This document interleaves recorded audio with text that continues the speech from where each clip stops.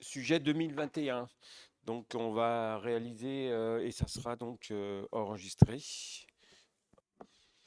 Donc description du microscope à lire en diagonale. On se propose ici d'étudier le fonctionnement d'un microscope. Cet appareil est constitué de deux parties principales, d'un système d'éclairage de la préparation à observer et du système d'observation. Le système d'éclairage est réalisé à l'aide d'une source lumineuse, d'un miroir plan inclinable, donc c'est rotation, d'un collimateur, lentille convergente. Ce système permet un éclairage optimal de la préparation qui est l'objet d'observation.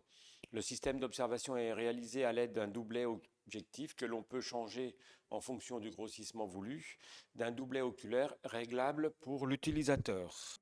Ensuite, vous avez la nomenclature importante pour répondre à certaines questions. Vous avez un schéma optique qui représente donc une partie de l'éclairage, une partie de l'observation. Ensuite, vous avez le dessin d'ensemble avec un schéma cinématique en bas à droite et des dessins montrant donc des blocs, soit le bloc oculaire, soit le sous-ensemble B, et on verra ça tout à l'heure. Vous allez avoir donc le sujet, le travail demandé, où on vous précise bien donc chaque partie. Ensuite, vous avez donc la mise en page recto, la mise en page verso. On va commencer par la partie A, étude de la voie d'éclairage de la préparation. On vous dit bien au recto.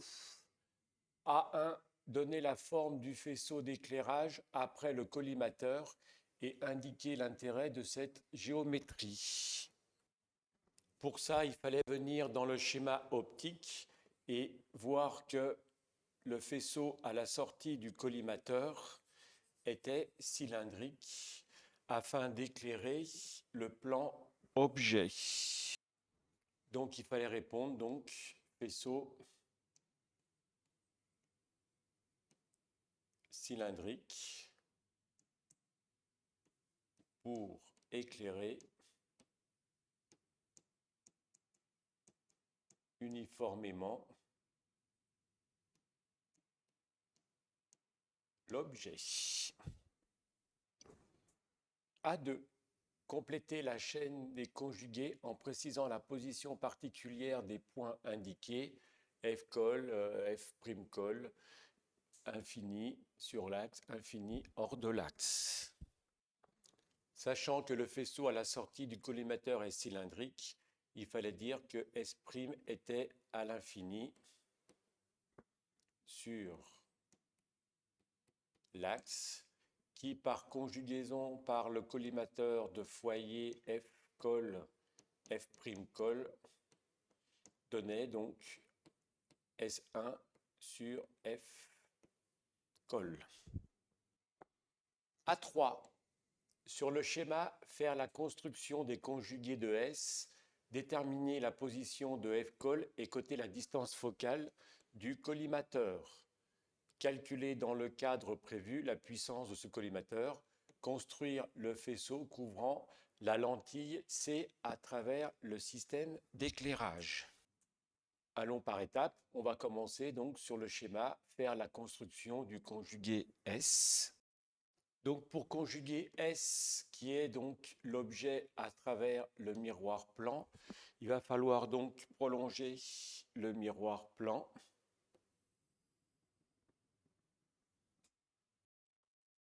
Tracer une droite perpendiculaire au miroir qui passe par l'objet S.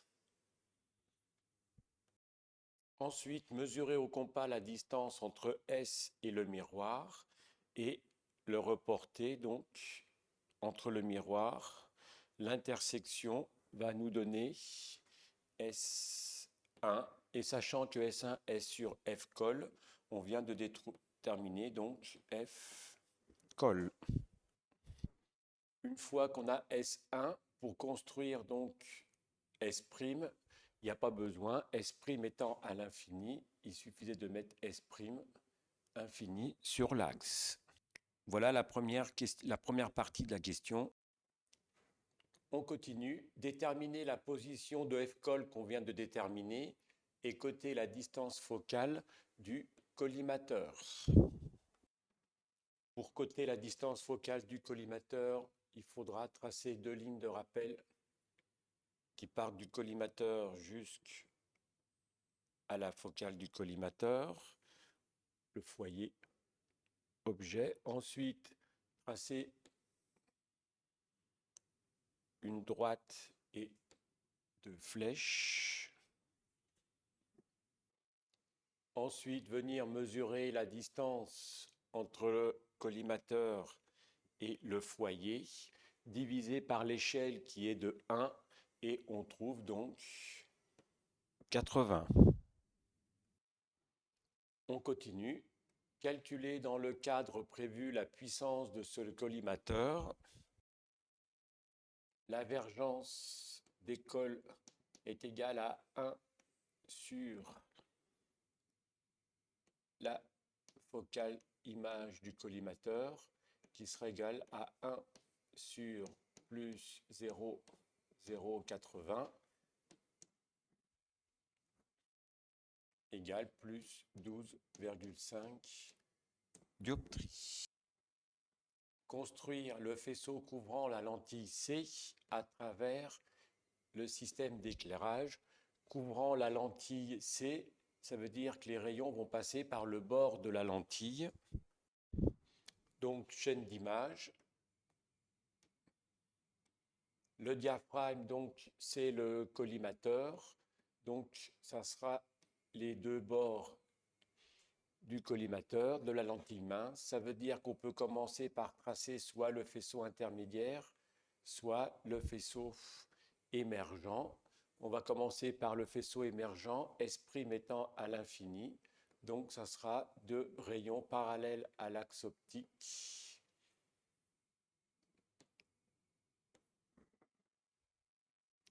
Et ensuite, on colore le faisceau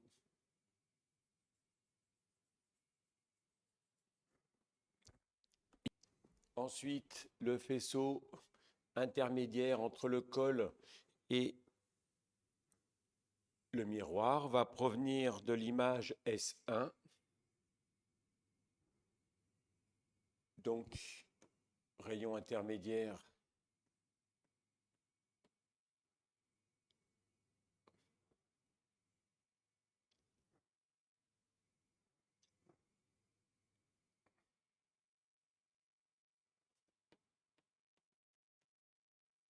rayon intermédiaire. On colorie le faisceau intermédiaire.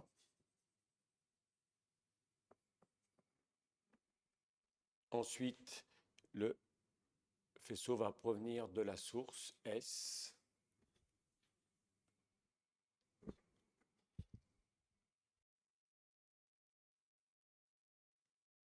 Premier rayon.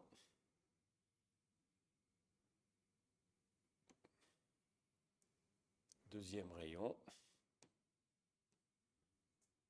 Et ensuite, on colore le faisceau incident au miroir.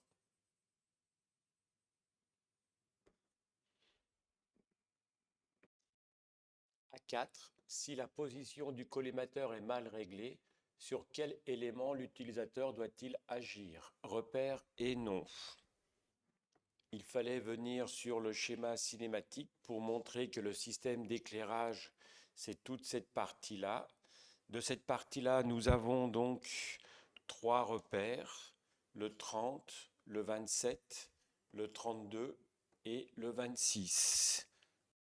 Il fallait repérer ces repères sur la nomenclature 32, 30, 27, 26. Et la seule pièce qui nous intéresse, le collimateur, c'est la lentille, donc on ne peut pas agir. C'était donc la pièce 30, réglage du focus. Donc il fallait remettre repère 30, repère 30, réglage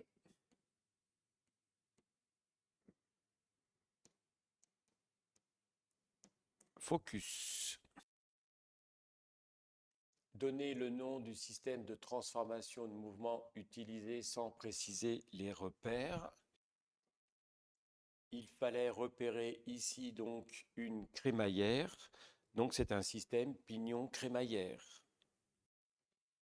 Système pignon.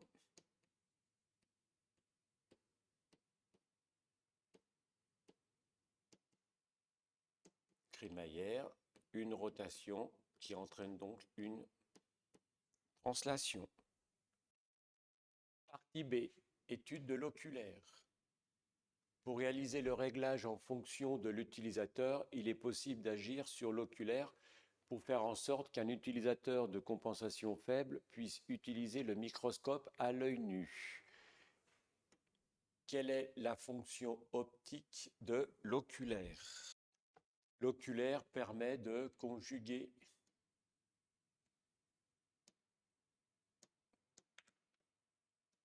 l'image instrumentale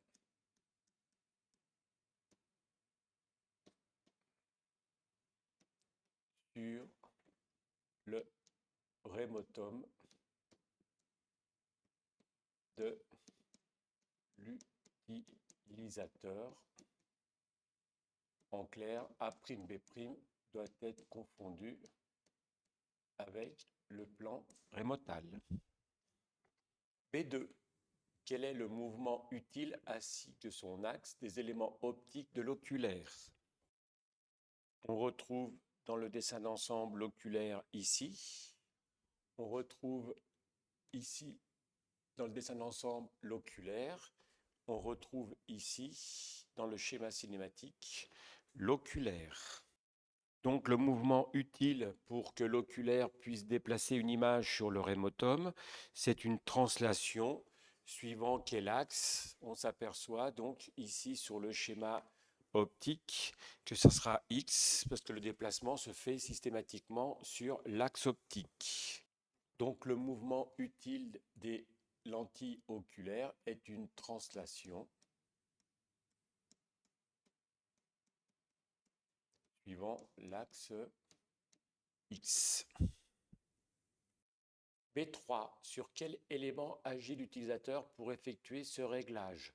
N'oubliez pas, nous sommes dans l'étude de l'oculaire. Pour ça, on va sur le dessin d'ensemble. On s'aperçoit que l'oculaire, c'est cette partie-là qu'on va retrouver ici. Et on a donc le repère 12 que l'on va confirmer dans la nomenclature pour dire que 12, c'est bien la bague de mise au net. Donc, il fallait répondre, donc, repère 12, bague de mise au net, et pas bague de mise au point. Mise au point, c'est sur l'objet observé. Mise au net, c'est pour amener l'image sur le rémotum de l'observateur. B4, donnez le nom de la liaison, le mouvement et l'axe entre les sous-ensembles D et le sous-ensemble A. Sous-ensemble A,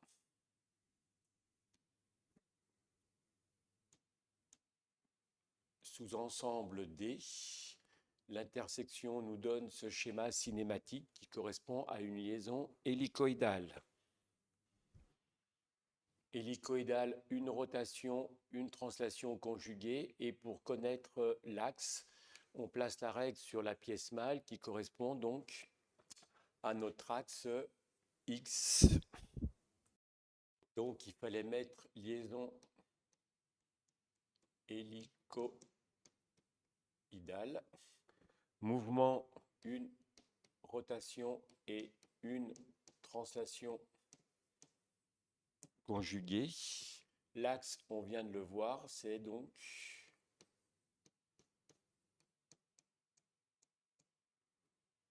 TX. B5, donnez le nom du système de transformation de mouvement utilisé. Sachant que c'est une liaison hélicoïdale, La transformation de mouvement sera donc une vis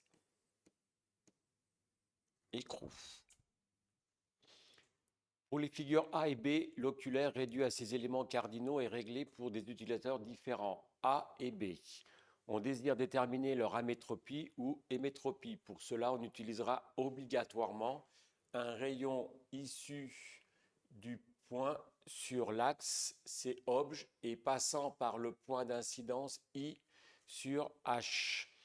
La position du plan C obj de l'image à travers l'objectif est placée sur les deux figures, ainsi que le plan principal objet des utilisateurs H œil A, H œil B.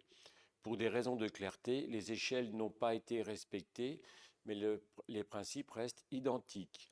B6, figure A. Première position de l'oculaire pour un utilisateur A, H œil A. Déterminer la position de l'image CA. Donc pour construire le CA, il fallait donc qu'on vous oblige à prendre un rayon issu de C obj arrivant au point d'incidence I, rayon quelconque. Donc pour construire son rayon émergent, il fallait faire la parallèle qui passait donc par F OC, qui entre les plans principaux émergeait pointillé et parallèle à l'axe optique, et dans le plan focal F OC, qui derrière l'œil est virtuel, va nous donner donc le foyer secondaire phi' OC. Ayant phi' OC, on va pouvoir construire le rayon émergent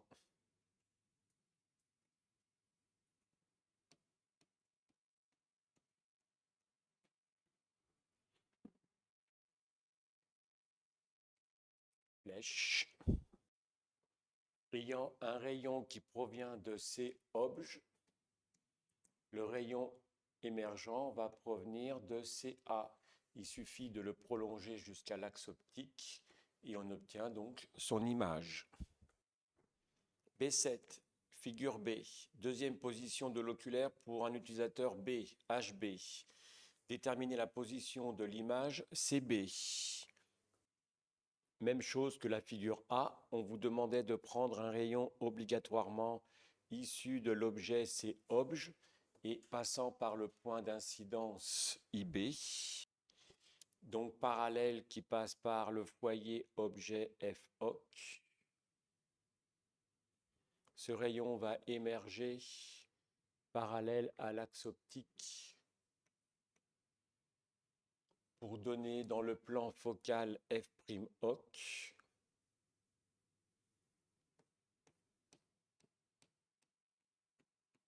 toujours virtuel derrière l'œil, le foyer secondaire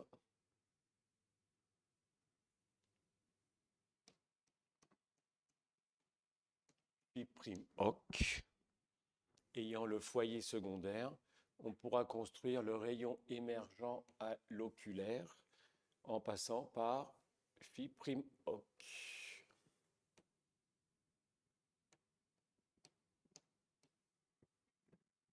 Même chose que la figure A, on a un objet C obj qui est défini par le rayon rouge qui arrive.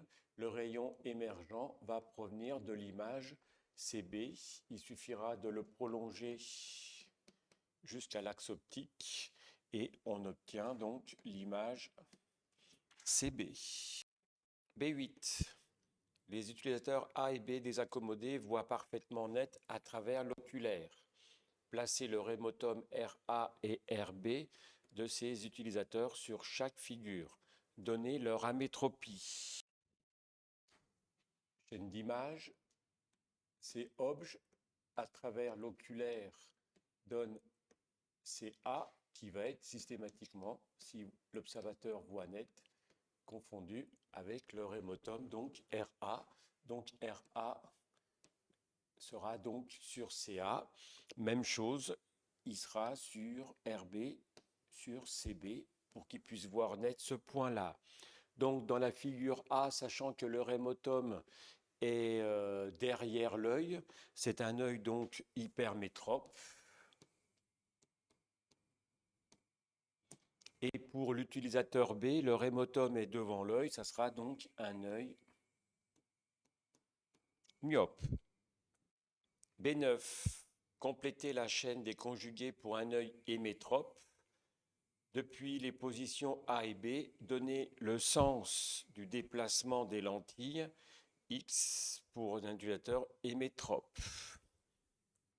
L'œil est hémétrope, donc il va avoir un point confondu avec son rémotome à l'infini. Donc il faut que ces objets soient sur le foyer objet FOC. Donc pour le déplacement, donc, il va falloir que le foyer FOC se déplace sur ces objets dans ce sens-là pour qu'il puisse se retrouver sur ces objets. Donc ça sera un déplacement donc X+, parce qu'on a vu tout à l'heure en la partie mécanique que l'oculaire se déplaçait suivant l'axe X. Et pour l'utilisateur donc A, il va falloir que le foyer FOC se déplace sur le plan C-obj, donc automatiquement suivant le même axe, mais dans l'autre sens, X-. B10, en admettant que le déplacement maximal pour un œil myope est de 7 mm, calculer le nombre de tours nécessaires au réglage de l'oculaire. Nomenclature, on va regarder donc dans chaque colonne s'il y a une ligne où il y a le pas. Et là, on s'aperçoit que barillet oculaire, il y a un pas de 1,5 mm. Je rappelle que le pas de 1,5 mm, c'est le déplacement pour un tour. Sachant qu'on veut déplacer de 7 mm, on va pouvoir calculer le nombre de tours par un produit en croix. X fois 1,5 est égal à 1 tour fois 7, ce qui donne X qui sera égal donc à 1 fois 7 divisé par 1,5. Ça fait 4,67 tours. Partie C. Étude du microscope complet. Étude des champs. Pour des raisons de simplification, on a réduit l'objectif et l'oculaire par leurs plans principaux. Le microscope est limité par deux diaphragmes, D1 et D2, placés sur le dessin, réglés pour un hémétrope n'accommodant pas. Donc ça veut dire que l'image optique A' B' infinie. L'étude des champs se fera dans l'espace entre l'objectif et l'oculaire, c'est important. C1, compléter la chaîne des conjugués relatifs au plan objet AB centré sur l'axe. C1, observateur hémétrope, ça veut dire que son image va être donc à l'infini confondue avec son rémotome conjugué à travers l'oculaire de foyer FOC, F'OC. On aura donc une image intermédiaire dans le plan focal FOC. Donc ici, on va avoir A obj. Ici, on va avoir donc AOC. C2, déterminer le plan des champs et le noter sur le dessin. Chaîne d'images. On a deux diaphragmes, donc deux chaînes d'images. On a donc D2 qui est sur HOC, donc qui va appartenir seulement à l'espace image. Et nous avons donc D1 qui est sur HObj, donc il appartient à l'espace objet de l'objectif. Ensuite, vous entourez l'espace de travail. On vous dit dans l'espace entre l'objectif et l'oculaire. Donc le plan des champs, ça sera donc A obj. Donc, on vous demande de placer le plan des champs, ça sera donc le plan A obj, qui sera donc un plan réel. Le plan des champs sera sur A obj réel, donc on écrira A obj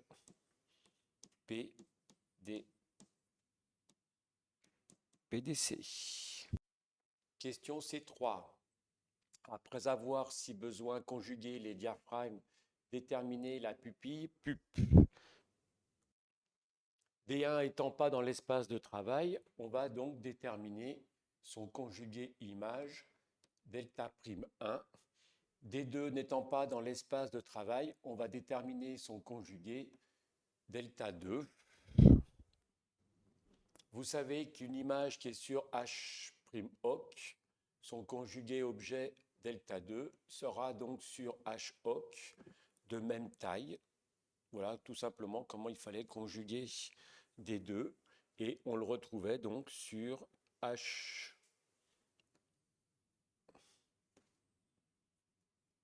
hoc. Et c'était la même chose pour D1. D1 étant sur H obj, et oui, les plans principaux dans ce sujet-là étaient inversés. Donc l'espace image est défini par le plan principal image H' hoc. Donc il fallait reporter, sachant qu'un objet qui est sur H obj va donner une image sur H' obj de même taille. Donc voilà le diaphragme intermédiaire delta prime 1. On vous demandait de déterminer donc la pupille. Il fallait donc du centre du champ A obj tracer deux droites, une qui passait par delta prime 1 et delta 2. Attention, on travaille dans l'espace intermédiaire. Ensuite, vous avez défini donc deux angles et le plus petit, θ-, correspond donc à la pupille. Bien sûr, l'autre diaphragme sera la lucarne.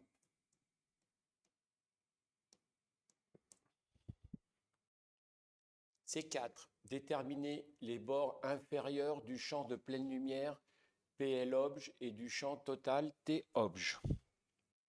Pour ça, vous allez rejoindre les trois bords de la pupille avec un bord de la lucarne. Inférieur, ça veut dire en dessous de l'axe optique. Donc il fallait tracer cette droite pointillée.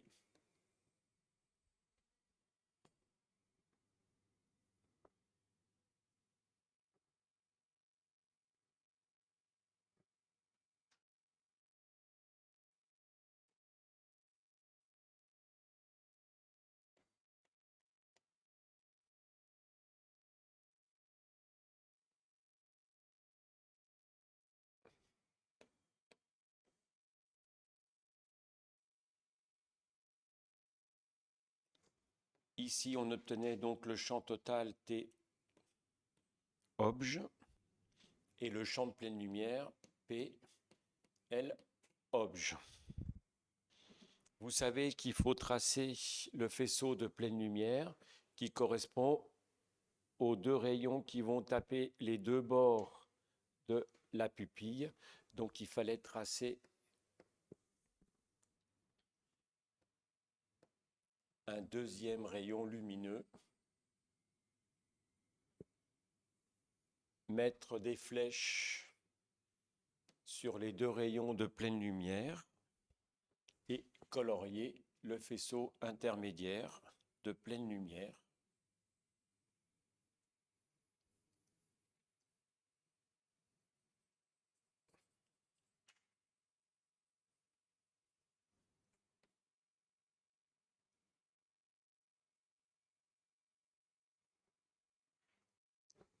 C5. Construire les conjugués PL obj dans tous les espaces optiques. Placez-le tracer le faisceau de pleine ouverture, ce qui dit donc pleine pupille, correspondant et traversant tout le microscope. Donc, on vous demandait de conjuguer donc, dans l'espace objet PL, qui est le conjugué de PL obj, qui sera le conjugué de PL oc. On va commencer par donc PL oc, qui est le conjugué de PL obj. Donc, ça veut dire qu'il va falloir partir de PL obj et on va utiliser les points nodaux. Un rayon qui provient de PL obj sur H oc va donner donc l'image PL oc infini, angle alpha PL oc. Ensuite, il fallait conjuguer donc PL. Donc, il fallait partir donc de PL obj avec deux rayons remarquables. Je vous rappelle donc, pour conjuguer donc l'objet, il va falloir partir de PL obj et on va prendre un rayon émergent parallèle à l'axe optique. Mais la difficulté, c'est que les plans principaux étaient donc inversés. Donc, il fallait aller jusqu'à H' oc de point d'incidence I', et il fallait tracer le rayon incident qui passait par le point d'incidence I, donc en provenant de H' oc, et un rayon qui émerge va donc incider par le foyer F obj. Et le deuxième rayon remarquable, il fallait faire donc partir de PL obj jusqu'à F' obj, sauf que les plans principaux étaient inversés, donc il fallait aller jusqu'à H' au point I'. Ensuite, tracer des pointillés parallèles à l'axe optique entre H pour trouver le point d'incidence I. Mais là, c'était plus facile. On sait qu'il incidait parallèle à l'axe optique. Ensuite, l'intersection des deux rayons donc me donnait P, L et A. On vous demandait de tracer le faisceau à travers tout le microscope. Donc, pleine ouverture voulait dire pleine pupille. Donc, il fallait tout simplement continuer le faisceau intermédiaire qu'on avait tracé dans l'espace image. Et un faisceau issu de PL obj, il va provenir systématiquement de son image. Donc, sachant que c'est l'infini, faisceau cylindrique. Et pareil, dans l'espace objet, il fallait donc faire attention. Le rayon intermédiaire arrivait sur H obj pour incider du point d'incidence sur H obj, et il fallait donc tracer le rayon incident qui partait bien de H obj et pas H' obj, bien sûr en pointillé entre les plans principaux. Et même chose ici, il fallait donc partir du point d'incidence qui était sur H' obj pour trouver donc sur H obj le point d'incidence. C'était la seule difficulté donc de cette partie, c'est-à-dire les plans principaux étaient inversés et on pouvait tracer donc le rayon incident et ensuite colorier le faisceau de pleine ouverture, qui veut dire le faisceau de pleine lumière, qui veut dire un faisceau qui passe par les deux bords de la pupille. Voilà. C6. On désire éliminer le champ de contour par un diaphragme d'essai. Placez sur le dessin ce diaphragme en taille, nature et position. Vous devez savoir que pour supprimer le champ de contour, on place un diaphragme dans le plan d'une image intermédiaire réelle. Donc la seule image intermédiaire réelle qui est dans le sujet, donc c'est dans le plan AO.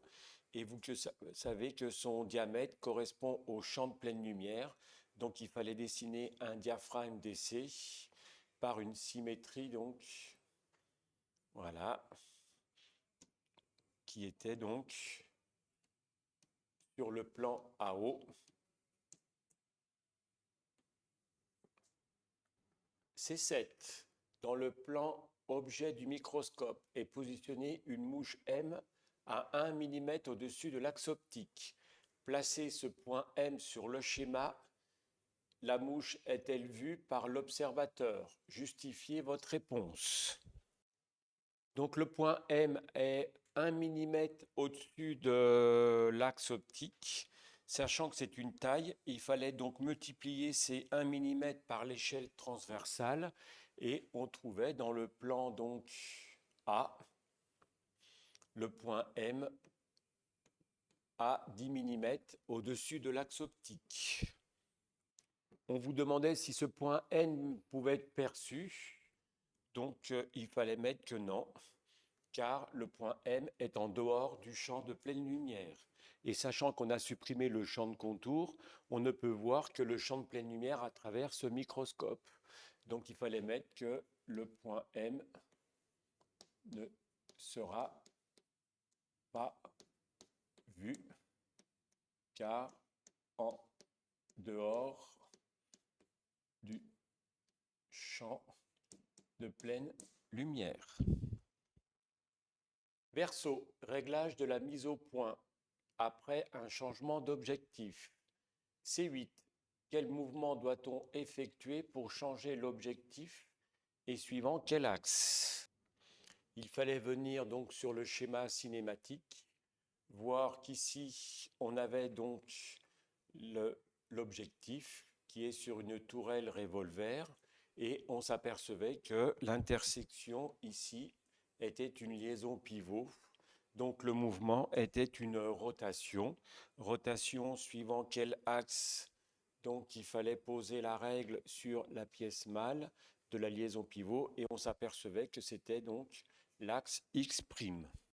Donc il fallait mettre une rotation, 0 translation suivant l'axe X'.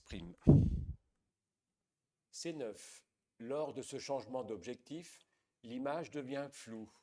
Pour faire la netteté, on agit sur la molette de réglage repère 25. Donnez le mouvement du tube repère 1 par rapport au sous-ensemble C. Vous savez que pour faire la mise au point, c'est une translation. Et c'est vrai qu'on voyait que le sous-ensemble C, ici, donc, était une liaison glissière. Donc, automatiquement, on avait une translation, 0 rotation. Et pour connaître l'axe, il fallait donc placer sa règle sur la pièce mâle qui correspondait donc à l'axe X. Donc, il fallait mettre une translation 0 rotation axe X. N'oubliez pas, faire la netteté, faire la mise au point, c'est un déplacement de translation suivant l'axe optique. Donc l'axe optique donne automatiquement l'axe qu'on recherche. Partie D, utilisateur astigmate. L'utilisateur est astigmate de méridiens principaux 0 et 90 degrés. L'objectif est réduit à une lentille mince. L'oculaire est réduit à ses plans principaux. L'œil face avant de la cornée S1 et la face arrière du cristallin S4 est réduit à ses éléments cardinaux. D1. Construire tous les conjugués du point A à travers tout le système dans les deux vues des méridiens principaux. En déduire les conjugués du point B, identifier la nature de chaque conjugué. Nature, c'est réel ou virtuel. Donc, on va commencer par faire par étapes. On va donc déterminer les conjugués du point objet A. Sachant qu'il n'y avait pas de chaîne d'images à compléter. Et pourquoi? Parce qu'on avait donc des objets, un objet et des images, donc toutes proches. Donc ça veut dire qu'il fallait utiliser pour chaque conjugaison deux rayons remarquables.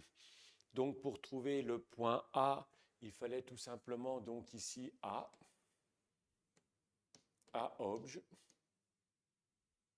A oc et A 90 degrés.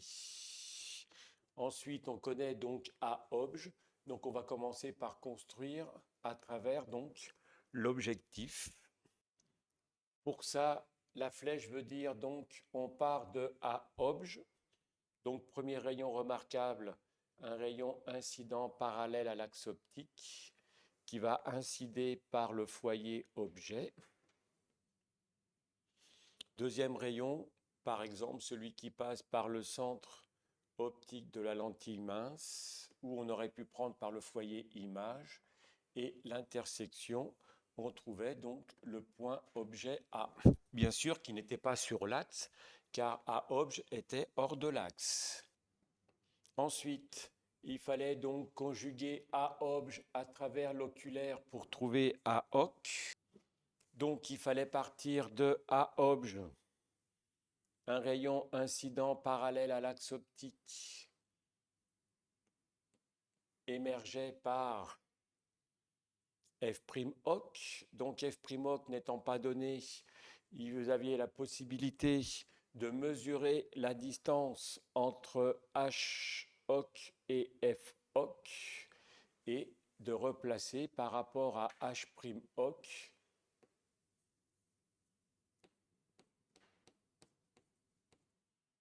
ou deuxième solution, si vous n'avez pas le foyer f' oc, c'était donc de prendre les points nodaux, c'est-à-dire un rayon qui passe par le plan h oc va émerger parallèle par h' oc. Voilà le premier rayon remarquable. Et le deuxième rayon remarquable, un rayon qui passe par le foyer objet, va donner entre h oc et h' oc des pointillés. Et un rayon incident qui provient de F va émerger parallèle.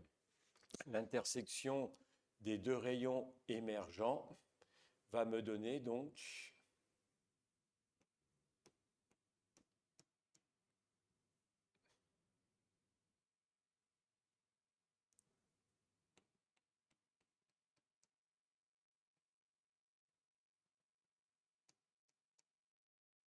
A oc. Maintenant, il faut conjuguer A oc à travers l'œil. Et faites attention, on n'utilise pas les dioptres sphériques, on utilise bien donc les plans principaux H œil et H' œil. Et pour ça, donc, on va utiliser un rayon incident parallèle à l'axe optique qui provient donc de A oc. Et faites attention, donc on va utiliser les plans principaux, mais tout ce qui arrive donc avant S1, il va falloir le mettre en pointillé. Ensuite, ce rayon parallèle va émerger en F'90, donc il va émerger en F'90 de H' œil qui était confondu avec H œil, mais vous ferez bien attention, entre S1 et S4, vous allez toujours dessiner donc en pointillé. Voilà le premier rayon remarquable. C'est-à-dire qu'on utilise comme le schéma de droite les plans principaux, mais entre les deux dioptres sphériques qui correspondent à la face avant et face arrière de l'œil, on mettra toujours des pointillés. Deuxième rayon remarquable, c'est le rayon qui provient de AOC et F90. Donc AOC qui est là et F90 qui est ici. Et c'est un rayon incident à l'œil, c'est-à-dire qui sera donc réel avant l'œil. Et pour aller jusqu'à H œil, vous mettez bien des pointillés vers F90. Ce rayon va émerger parallèle à l'axe optique. Donc s'il émerge parallèle à l'axe optique, vous allez donc faire attention. Il émerge, oui, il émerge de H' œil, mais ce que je viens de faire, c'est faux. Vous devez systématiquement donc le faire émerger de la dernière surface. Voilà. Et l'intersection donc des deux rayons émergents va me donner A' 90 degrés. On vous disait de conjuguer donc A obj dans les deux vues. Donc il fallait conjuguer ici, donc dans cette vue-là,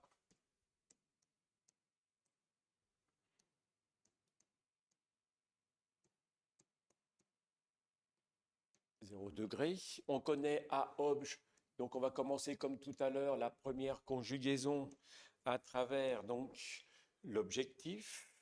Donc on va partir de A_obj et prendre un rayon remarquable, par exemple, qui passe par le centre de la lentille, et un deuxième rayon remarquable, un rayon parallèle à l'axe optique, passant par A_obj, va incider par le foyer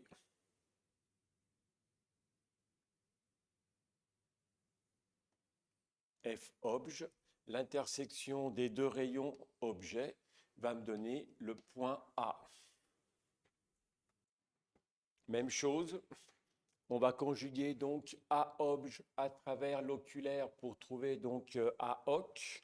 Donc, sachant qu'on n'a pas le foyer image, on l'a vu tout à l'heure, on va prendre les points nodaux, ça baigne dans l'air. Un rayon qui passe par H_oc va émerger par H'_oc, et un rayon qui va provenir du foyer objet F_oc va émerger parallèle à l'axe optique. L'intersection des deux rayons image va me donner donc l'image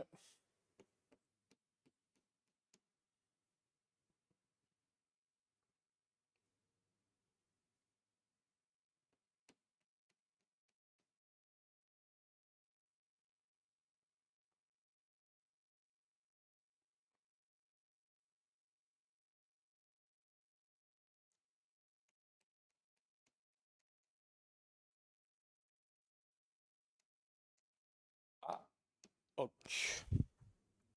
Même chose que tout à l'heure, il faudra faire attention à l'œil qui est caractérisé par sa face avant.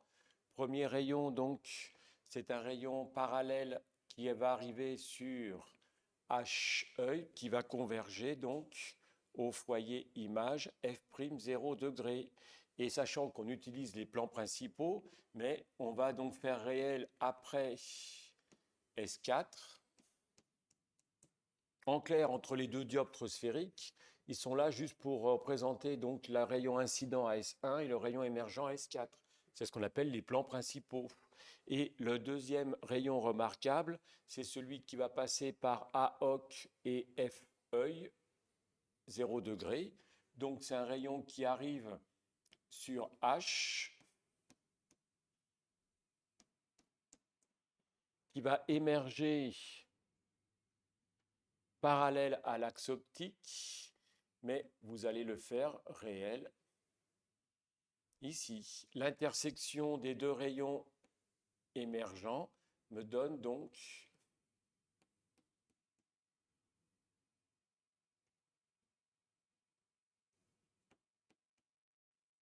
A', 0 degré. On vous demande de placer les conjugués donc de B_obj. Vous pouvez voir ici donc c'est symétrique par rapport à l'axe optique. Donc tout simplement, l'objet il va être réel. Il suffira donc de mesurer par rapport à l'axe optique et reporter la symétrie pour trouver B. Pour trouver donc B_oc, il suffira donc de mesurer entre l'axe optique et A_oc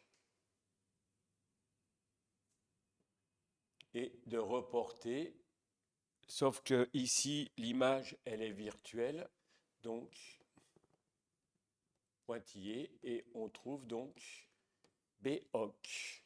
L'image donc finale B'90, sachant qu'elle est derrière la rétine, donc automatiquement vous allez la dessiner donc virtuelle, et on va trouver donc B', 0 degré. Même chose pour la vue à 90 degrés. Il suffira donc l'objet réel de reporter cette distance et vous obtenez le point objet B. Pour B_oc qui est virtuel, donc vous allez reporter A_oc qui va vous donner le point B_oc. Et sachant que le point B'90 va être réel parce qu'il est bien entre l'œil et la rétine, vous allez donc le dessiner en réel pour trouver B'90°. Donc, dans les deux vues, les méridiens principaux, en déduire les conjugués du point B, identifier leur nature, ça on vient de le faire. D2, tracer le faisceau issu du point B et limité par la pupille d'entrée de l'œil, PE. Vous tracerez ce faisceau dans les deux méridiens principaux à travers le système MIC plus œil. Donc, il fallait tracer une chaîne d'images pour positionner la pupille d'entrée de l'œil. Vous savez que la pupille d'entrée de l'œil se met toujours dans l'espace objet de l'œil, car vous savez que son conjugué image, c'est PS. Donc, sachant que PE va appartenir à un espace, ça veut dire qu'on va commencer par l'espace entre l'oculaire et l'œil. Et on va commencer donc par l'image qui va s'appeler BOC. N'oubliez pas, on vous demande un faisceau issu de B et pas de A. Donc on va écrire le parcours de la lumière dans chaque espace. Ici, il va provenir de B. Ici, il va provenir de B-obj. Ici, il va provenir de B-oc. Ici, il va provenir de B'90°. Sachant qu'on va tracer dans l'espace intermédiaire, donc ça va provenir donc des points. Donc on a dit qu'il fallait tracer un faisceau entre l'oculaire et l'œil, provenant donc de BOC qui est là, et passant par les deux bords de la pupille d'entrée. Donc tout simplement, il fallait tracer un rayon qui provenait de BOC et les bords de la pupille. Attention, donc on va tracer dans l'espace entre H'-OC jusqu'à H-œil.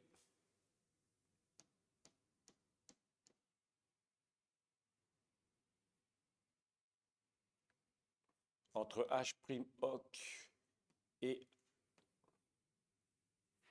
H-œil et les bords de la pupille d'entrée, ce qui va vous donner donc un faisceau intermédiaire.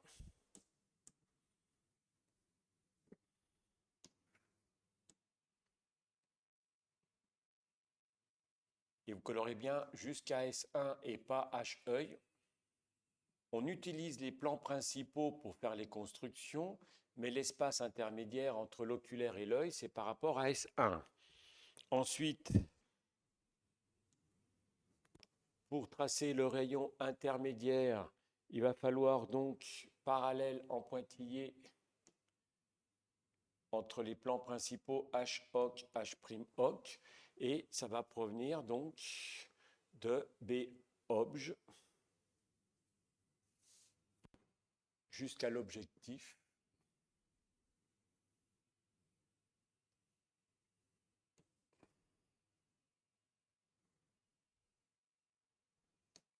Où vous allez obtenir 2 points d'incidence.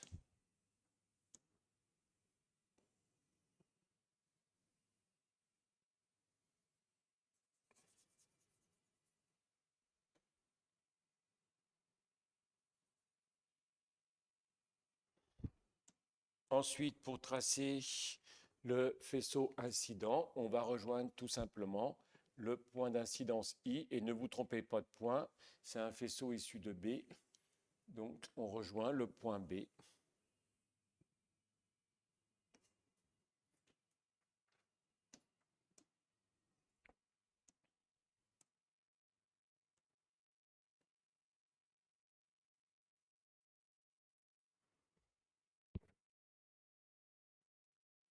Et pour le faisceau émergent, donc, il va provenir de B'90. Donc, qu'est-ce qu'on va faire? On va rejoindre H'-œil avec B'90.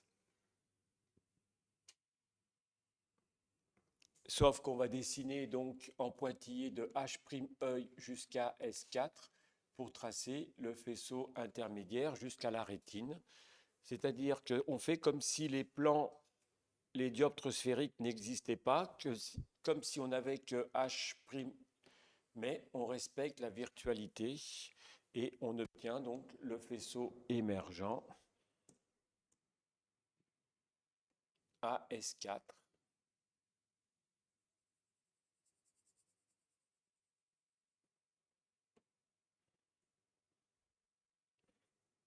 On va faire la même chose au méridien 0 degré. On va commencer par tracer le faisceau entre l'oculaire et l'œil, provenant des deux bords de la pupille et provenant donc de BOC. Donc tout simplement, vous allez tracer un rayon qui provient de BOC et le bord de la pupille d'entrée, mais vous le tracez bien entre l'oculaire et l'œil qui est défini donc par S1. Bord de la pupille et B'OC.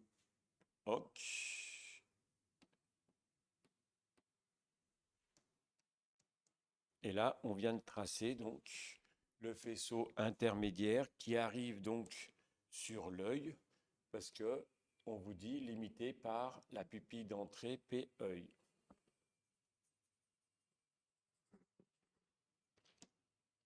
Pendant que je suis ici, on va tracer donc le faisceau émergent. Le émergent donc qui va provenir donc de H'-œil et B'0 degré. Toujours pareil, pointillé de H' jusqu'à S4. Et sachant que là c'est la rétine, vous mettez des pointillés vers B'. Pareil, on va rejoindre donc H'-œil et on va tracer le rayon réel entre S4 et la rétine. Et on obtient donc notre faisceau intermédiaire, image, excusez-moi, entre S4 et la rétine. Même chose que tout à l'heure, donc on va tracer le faisceau entre l'objectif et l'oculaire, donc parallèle aux plans principaux, parallèle à l'axe, pour déterminer les points d'incidence sur HOC. Et ensuite, faites attention, on vous demande un faisceau issu de B, donc rejoignez bien B obj.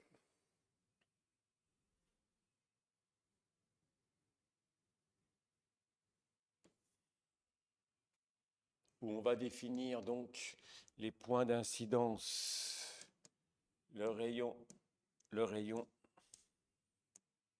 faisceau.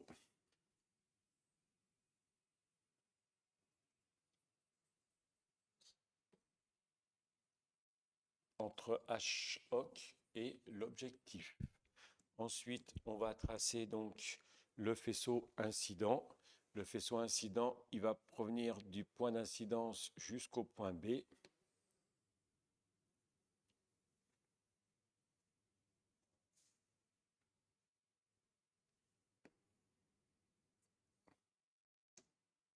Voilà. Et ensuite, vous coloriez. Et on a donc deux faisceaux dans deux vues qu'on appelle donc l'astigmatisme. D3, déterminer en section de gauche la tâche de diffusion de ce faisceau sur la rétine. Cette tâche sera faite proprement à main levée. Donc pour tracer la section dans le plan de la rétine, l'intersection du faisceau avec la rétine va définir donc 4 points A, B, C et D. Pour dessiner la boîte, donc, on va commencer par tracer de la vue de face parallèle, axe optique, horizontale, les deux droites de la boîte, une qui va correspondre à la droite A, une autre va correspondre à la droite B. Ensuite, pour tracer les droites C et D, donc, il va falloir venir mesurer de l'axe optique au point C et reporter donc en vue de côté le point C. Je vous rappelle, il y a deux solutions. Soit vous mettez le point C à gauche, soit vous mettez le point C à droite de cette vue de gauche, sachant que le point C est au-dessus de l'axe optique, il sera tracé à gauche. Ensuite, vous tracerez donc la droite C.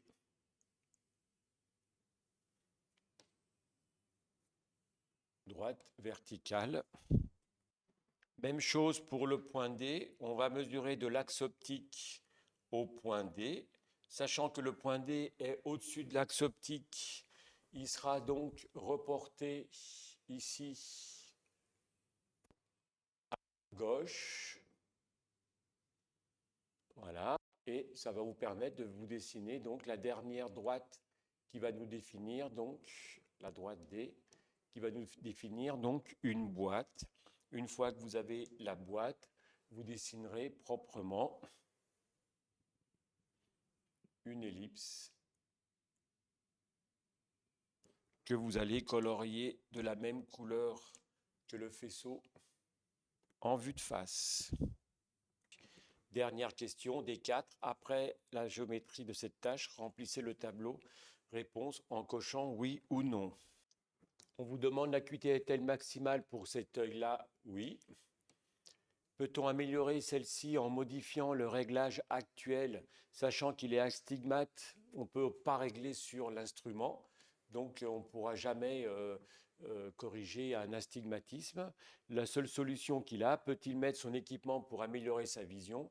Et il fallait mettre oui. Pour tout œil astigmate qui regarde à travers n'importe quel oculaire, on garde son équipement pour voir net.